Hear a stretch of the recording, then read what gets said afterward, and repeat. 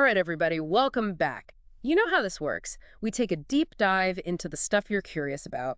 And this time, we're tackling a classic with some seriously heavy It's lyrics. one of those songs you hear everywhere, right? But when you really listen to the words, Exactly. The song you sent in, Knockin' on Heaven's Door by Guns N' Roses. But here's the thing. it's a cover. It is. Bob Dylan actually wrote this one. So we're going to break down both versions because they both bring something huge to the table. Ready to get lyrical? Let's do it. It's amazing how music like this just transcends time, you know? Absolutely. Okay, so Dylan first.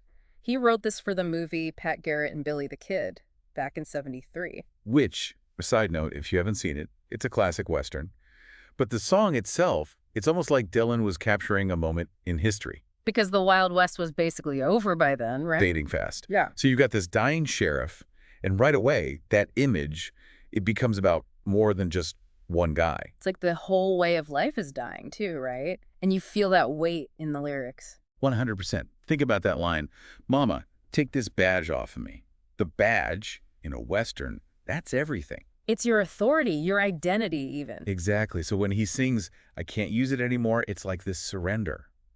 And it's not just him, because then there's the guns, Which, again, huge symbol in a Western. You're defined by your ability to use them. and he's letting go, Yeah. giving up that power. And then Dylan hits you with, "That cold black cloud is coming down." Chills every time. That imagery is so vivid. It's not just getting dark, it's this feeling of doom, right? Like there's no escaping it. Mhm. Even the lawman, the toughest guy around, he's facing the ultimate unknown. Which is why I think the Guns N' Roses version is so fascinating. Oh, yeah. They took Dylan's elegy and just cranked up the intensity, didn't they? Big time. It's raw, emotional, but then they add this whole other section. The sniffing your own rank subjugation part. That's Oh. pure GNR right there. It feels almost cynical. Like, are they making fun of the original sadness? It's definitely a jolt. You could see it as mockery, sure. But maybe it's more like another voice entirely. Someone watching this guy die and thinking, what does it all mean anyway? Right, like all that authority, the badge, the guns, and in the end, it doesn't change anything. And that's where the two versions kind of meet, I think. Whether it's Dylan's mournful tone or GNR's almost angry questioning, they're both looking at death, at loss, and saying, what do we do with this? And they're not giving you the answer, are they? That's for the listener to decide. Exactly, and that's what makes it so powerful.